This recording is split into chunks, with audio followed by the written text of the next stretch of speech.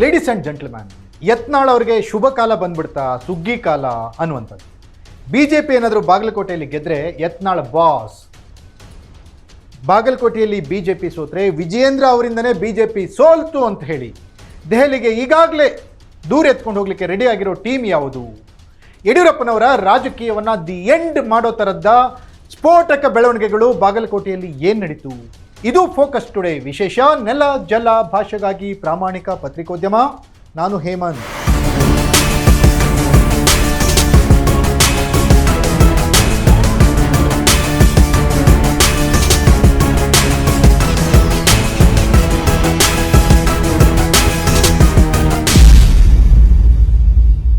S ವೀಕ್ಷಕರೇ, ಬಾಗಲಕೋಟೆ ದಾವಣಗೆರೆ ಉಪಚುನಾವಣೆ ಮುಗಿದಿದೆ.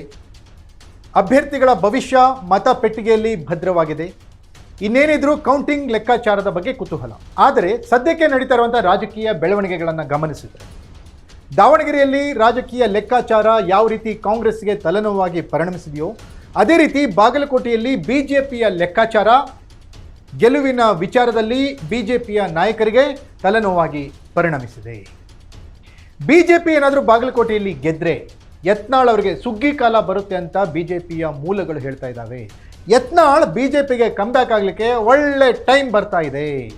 ಬಾಗಲಕೋಟೆಯಲ್ಲಿ BJP ಗೆದ್ರೆ ಯತ್ನಾಳ್ ಅವರಿಂದಲೇ BJP ಗೆಲ್ತು ಅನ್ನುವಂತಹ ಕ್ರೆಡಿಟ್ ಕೊಡಲಿಕ್ಕೆ ಕೆಲವು ನಾಯಕರು ರೆಡಿಯಾಗಿದ್ದಾರೆ.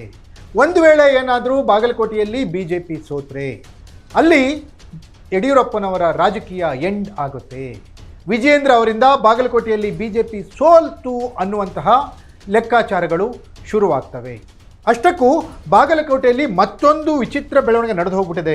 ಇನ್ನೇನು ಚುನಾವಣೆ ಒಂದು ವಾರ ಇದೆ ಅಂತ ಅಂದಾಗ ಈ ಯತ್ನಾಳ್ ಆ್ಯಂಡ್ ಟೀಮ್ ಏನಿತ್ತಲ್ಲ, ಯತ್ನಾಳ್, ಅರವಿಂದ ಲಿಂಬಾವಳಿ, ರಮೇಶ ಜಾರಕಿಹೊಳಿ, ಪ್ರತಾಪ್ ಸಿಂಹ ಇವರೆಲ್ಲ ಸೇರಿಬಿಟ್ಟು ಅಲ್ಲಿ BJPಗೆ ಹಿನ್ನಡೆಯಾಗೋ ಥರ ಮಾಡಿದ್ದಾರೆ ಅನ್ನುವಂಥ ಸ್ಫೋಟಕ ಅಂಶಗಳು ಬೆಳಕಿಗೆ ಬರ್ತಾ ಇದ್ದಾವೆ.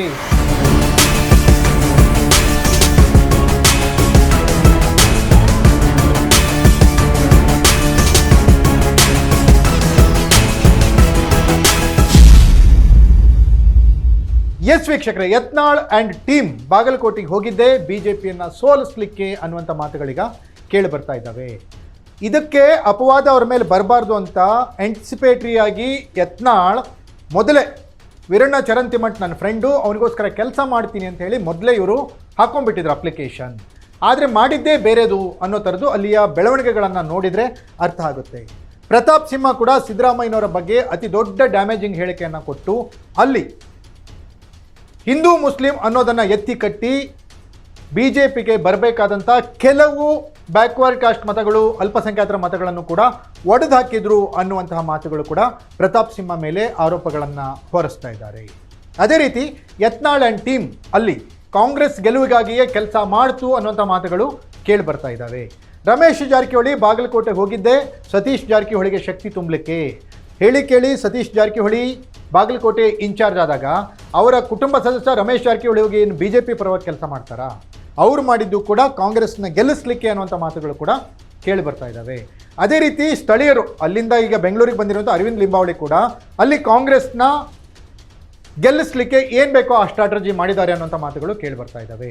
ಅಲ್ಲಿ ಬಾಗಲಕೋಟೆಯಲ್ಲಿ ಅಲ್ಲಿ ಅಭ್ಯರ್ಥಿಗಳು ವಿನಂತಿ ಮಾಡ್ಕೊಂಡಾರೆ.